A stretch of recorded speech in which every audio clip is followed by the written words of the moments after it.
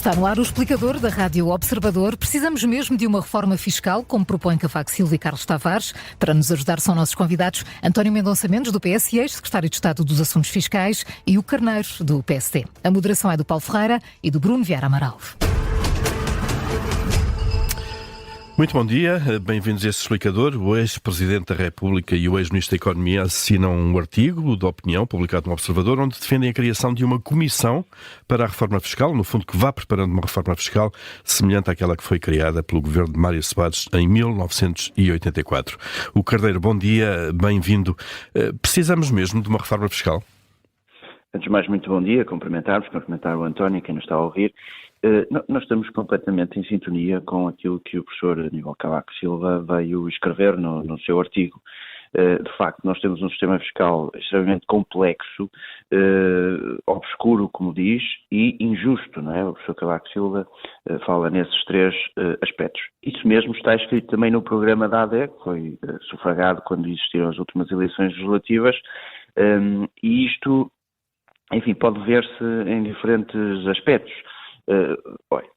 Por exemplo, na quantidade de alterações que todos os anos o Parlamento vai fazendo às diferentes leis fiscais, desde o Código do IRS, o Código do IRC, o Estatuto dos Benefícios Fiscais, enfim, em todas essas normas e códigos e leis que existem, todos os anos vamos alterando consecutivamente, criando aquilo que poderíamos chamar uma verdadeiramente de retalhos, que torna mais complexo para qualquer cidadão ou para qualquer empresa o entendimento ou a compreensão daquilo que são as leis fiscais. E, portanto, o sistema fiscal devia ser simples, linear, para que as pessoas o percebessem bem, sem terem que recorrer, por exemplo, à ajuda de um consultor ou de um advogado para conseguir interpretar a lei que tantas vezes é complexa. Uma outra dimensão também importante que era preciso atacar é, por exemplo, a questão da justiça fiscal. O número de anos que muitas das vezes esses processos que entram nos tribunais, sejam de particulares ou das empresas, e que até terem uma decisão final, as pessoas têm que aguardar, causam um prejuízo aos próprios e à economia tremendo. E, portanto, também aí são necessárias alterações. O professor Cavaco Silva refere-as e nós também o referimos no programa da ADER. Para ter ideia, por exemplo, no último Orçamento de Estado, foram propostos pelos diferentes partidos mais de 200 alterações também nas leis fiscais. Ora, o Orçamento de Estado não deve ser o local onde maioritariamente nós decidimos fazer essa discussão e essas alterações e, portanto, nós deveríamos ter um compromisso para que as leis fiscais fossem alteradas, enfim, fora desse contexto da pressão orçamental. E, portanto, isto exige, ele também o refere, uma maioria no Parlamento. Ela não existe. Isso não significa que o Governo vá abandonar as suas ideias, bem pelo contrário. Agora, existem aqui dificuldades objetivas. Claro. Isso é evidente. Deixe-nos ouvir António Mendonça Mendes. Bom dia, bem-vindo também a este explicador, porque obviamente no quadro parlamentar atual deverá haver, para estas mudanças, um entendimento que envolva o PS, mas antes de mais a mesma questão também. Acha que precisamos de facto de uma reforma fiscal?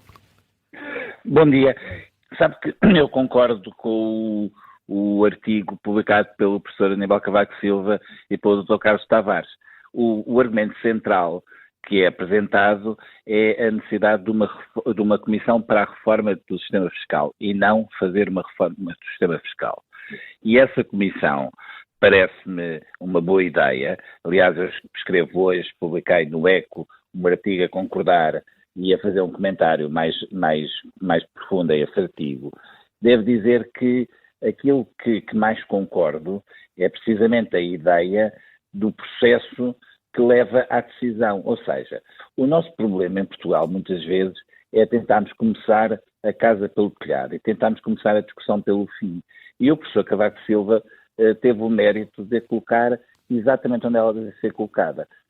O nosso sistema fiscal, ao contrário daquilo que normalmente é dito e sem nenhuma fundamentação, é um sistema fiscal estável.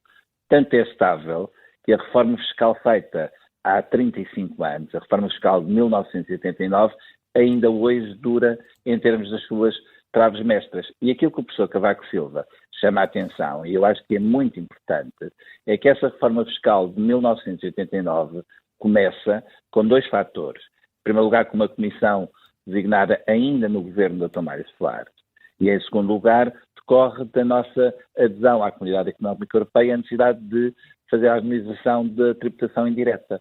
Ora, o facto de ter havido tempo para estudar, tempo para haver a dialética técnica e depois o processo de decisão política é um processo de decisão política maturado, fez com que essa reforma fiscal tenha sido duradoura. Agora, dentro do nosso sistema fiscal, existe depois, e é bom que nós não desvalorizemos esta dimensão, que é a dimensão democrática das escolhas da opção de política, porque é muito legítimo a um governo considerar que é melhor descer o IRC do que descer o IRS e a outra corrente política considerar que é por via dos impostos diretos que deve fazer a arrecadação e não por via dos impostos indiretos. Isso é um espaço de liberdade democrática que nunca deve ser condicionado. E, portanto, aquilo que me parece que faz sentido nesta discussão é não sermos imediatistas, não estarmos a falar da conjuntura atual do Parlamento ao futuro, porque o Parlamento tem a conjuntura que tem que ter, mas falar na forma como nós podemos chegar ao processo decisório. E eu acho que por isso este artigo de opinião tem muito mérito. Mas uma das ideias, António Mendonça Mendes, que se retira deste artigo é precisamente a de que depois dessa última reforma as sucessivas alterações que foram sendo introduzidas no sistema o tornaram um conjunto caótico de impostos, é aquilo que é dito no artigo. Não é de impostos, peço desculpa. Eu concordo também com aquilo que é dito, que dentro do quadro deste sistema fiscal, depois são criados um conjunto muito grande de benefícios fiscais que hoje é preciso olhar para ver se estão ou não estão a ser um entorse àquilo que é o sistema fiscal criado pela reforma do sistema fiscal. E eu, aliás, devo concordar com isso. Eu vou-lhe dar só um exemplo. Quando tem a taxa estatutária de IRC, que é elevada, mas depois tem a taxa efetiva, que é muito mais baixa, isso só decorre porque existe um sistema de benefícios fiscais. E aquilo que é chamado a atenção é precisamente se isso não cria uma iniquidade no sistema, em quem tem acesso à informação ou acesso, como há pouco o Carneiro dizia, a bons consultores fiscais, consegue maximizar o seu ganho com o benefício fiscal, e uma empresa que não o tenha não o consegue fazer. E, portanto, aquilo que é normal também, mas não é só os benefícios fiscais, repare, nós passámos uma estrutura de receita de imposto em que mais de 50% da receita dos impostos decorre dos impostos indiretos, que têm, por natureza, um caráter mais regressivo. Portanto, e é natural que nós nos possamos interrogar ao fim de 35 anos se nós estamos também a cumprir com o sistema fiscal neste momento as funções quer de coleta de receita pública, quer de distribuição dos impostos. E, portanto, eu continuo a dizer que é muito raro em mim, porque tenho uma profundíssima discordância com a linha de pensamento político do professor Cavaco Silva, mas eu olho para este artigo como um artigo muitíssimo importante, porque é mais um artigo sobre o método que devemos seguir para a decisão e estabilidade de políticas públicas, e depois seguramente que eu estarei em desacordo com a opinião do professor Cavaco Silva sobre qual é a dimensão da utilização da política fiscal. Agora, naquilo que é a trave mestra, que é, temos 2 impostos sobre o rendimento, temos um imposto geral sobre o consumo e temos os vários impostos especiais sobre o consumo, acho que isso aí estaremos de acordo. Agora, temos é que ver se não estamos ou não estamos com elementos de caráter extra-fiscal a distorcer aquilo que é a trave mestra do nosso sistema fiscal. E, portanto, essa discussão é uma discussão que não se deve ser, do meu ponto de vista, entendida como uma discussão que tem um resultado amanhã no horizonte desta legislatura. E eu acho que o exemplo da reforma fiscal de 89 é exatamente isso. Repare, começa com um governo e é esse processo de decisão que um governo lança que depois é concretizado já por outro governo. E, portanto, e é isso que, do meu ponto de vista, explica a estabilidade que o sistema fiscal tem. O Carneiro, como é que se concilia esta ideia de necessidade de estabilidade fiscal com a liberdade democrática dos governos e dos parlamentos da Assembleia da República introduzirem as mudanças que consideram também ser justas e necessárias? Deixe-me só, eu vou responder à sua pergunta, mas deixe-me só fazer aqui algumas observações.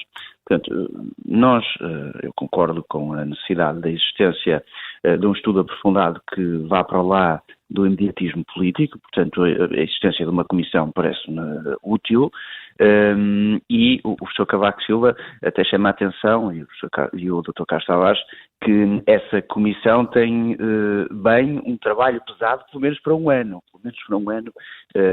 porque de facto é muito complexo. Portanto, nós não estamos a falar só do IRS, só do IRC, estamos a falar dos estatutos fiscais e de outras leis, a tributação de património, etc., que exigem, de facto, esse estudo aprofundado e com a isenção política necessária para que o resultado que daí advenha seja aquele que tenta otimizar as melhores soluções que se possam encontrar. Portanto, nisso estamos totalmente de acordo. E o Governo estaria disponível para avançar com essa medida, com a criação da... O estudo do sistema fiscal e a reforma do sistema fiscal está no programa da AD, portanto, nós aí estamos muito à vontade, não temos problema com isso. Dizer também que um dos aspectos essenciais que nós deveríamos tentar promover, isso também está no programa da AD e tentamos ao longo de 2024 promover isso, quer na tributação do rendimento das pessoas singulares, quer na tributação das pessoas coletivas, nas empresas, nós devemos caminhar para a redução dos impostos, não temos nenhuma dúvida sobre isso, porque a carga fiscal que incide sobre as pessoas é muito elevada, portanto simplificar o sistema fiscal, reduzir os impostos, acho que são dois desiderados, dois objetivos que nós devemos ter em cima da mesa, porque a competitividade do próprio país fica em causa quando assim não é. E se nós virmos, por exemplo, os dados da Tax Foundation, nós vemos que Portugal aparece nos piores lugares do índice de competitividade em diferentes níveis desta matéria do sistema fiscal. Relativamente à sua pergunta sobre a compatibilização do sistema democrático com a necessidade de uma reforma fiscal. Ora, o professor... com a necessidade de estabilidade e perguntar-lhe também se concorda com António Mendonça Mendes que o nosso sistema tem sido essencialmente estável desde a última reforma fiscal. Nos aspectos estruturais, na arquitetura que foi desenhada, portanto, quando nós falamos de existir um imposto para tributar o rendimento das pessoas singulares, um imposto para tributar o rendimento das pessoas coletivas, enfim, se formos por aí, eu diria que a espinha, nós conseguimos identificar a espinha. Agora, aquilo que nós percebemos é que ao longo dos últimos anos, todos os anos, vão sendo introduzidas alterações, exceções, regimes temporários que se tornam definitivos, e isto tem acontecido ao longo do tempo. E isto vai ajudando a descaracterizar o sistema fiscal, a torná-lo mais complexo, a tornar mais complexa a sua interpretação, depois para as pessoas, enfim, no dia-a-dia que não lidam tanto com estas matérias, têm que ter gastos acrescidos para conseguir interpretar a lei fiscal. Repare, muitos dos processos que andam perdidos em tribunal há muitos anos em matéria fiscal, muitas das vezes exigem que um juiz vá ter que aplicar uma lei que esteve em vigor, não é a lei que está agora, não é? Porque, entretanto, ela já foi alterada não sei quantas vezes. É a lei que estava em vigor, imagina, há 10 ou há 15 anos. E então ainda vai lá descobrir o código, qual era a norma que estava em vigor. Isto torna muito complexo conseguir obter decisões atempadas e em tempo útil nos tribunais, enfim, que permita que se faça justiça, não é? Porque é isso que as pessoas, no limite, querem. Agora, há aqui uma dificuldade objetiva, que é, por exemplo, quando o Governo apresenta uma proposta no Parlamento e o Parlamento vai descaracterizar completamente essa proposta nos termos da legitimidade democrática que o tem, como é que nós podemos fazer uma reforma fiscal coerente, sistemática, que permita colocar o país numa posição de competitividade muito mais interessante que aquela que tem hoje, que está no ranking, nos últimos lugares da Tax Foundation, do índice de competitividade que eles divulgam. Esta é uma dialética complicada e, portanto, o professor Cavaco Silva e o Dr. Carlos Tavares também falam sobre isso no seu artigo quando dizem que foi constituída essa comissão no tempo deles, ainda no tempo ainda do governo de Mário Soares, em 84. Do Dr. Mário Soares, mas só quando ele tem maioria no Parlamento, o professor Cavaco Silva, é que ele conseguiu levar avante esta reforma necessária. O que nos leva, o Carneiro, antes de mais, a perguntar ao Carneiro se o Governo, tendo este princípio, esta tarefa no programa aprovado no Parlamento, se vai avançar ou não com esta ideia de criar uma comissão, um grupo de trabalho, no fundo, para fazer este estudo. O Governo não deixará de fazer o seu trabalho de casa e recorrer aos meios necessários. Olha, dou-lhe um exemplo, que não tem tanto a ver com uma reforma fiscal transversal, mas, por exemplo, nesta questão que se tem colocado nos últimos anos sobre o IMI das barragens, o IRC da venda das barragens, etc., constituiu uma comissão precisamente para que se possa estudar a tributação desses ativos patrimoniais, e que essa tributação se possa fazer, enfim, de forma estruturada, bem estudada, em vez de tomar uma decisão de impulso. Mas o Carneiro, olhando para aquilo, olhando para o que está em causa e até para o exemplo dado neste artigo, que isto atravessa governos e a conjuntura parlamentar, obviamente, não deu à AD uma maioria, se há aqui um princípio também para conversar com o PS para se criar essa comissão e esse grupo de trabalho, que no fundo possa vincular, se quisermos, futuros governos de ambos os partidos. Ora bem, nós temos a dimensão do Governo e temos a dimensão do Parlamento, não é? O diálogo com os outros partidos, ele existe sempre. Por exemplo, no passado recente, a proposta do IRS, do IRC, esse diálogo existiu, isso é público e notório. Depois se alcança os resultados, enfim, que nós gostaríamos ou não, isso é outra questão. No âmbito do Governo, o Governo tem a sua liberdade de constituir esse também grupo de trabalho e, portanto, não vejo mal nenhum que o faça. Aliás, acho que há interesse nisso. Mas deve ser o Governo a dizer se o vai fazer ou não. António Mendonça Mendes, do lado do PS, há também abertura de disponibilidade para olhar para este projeto, participando numa iniciativa do Governo, a da AD? Se me permite, eu acho que, e com o devido respeito, eu acho que a questão está a ser mal colocada, porque ela não é colocada nesses termos pelo professor Cavaco Silva.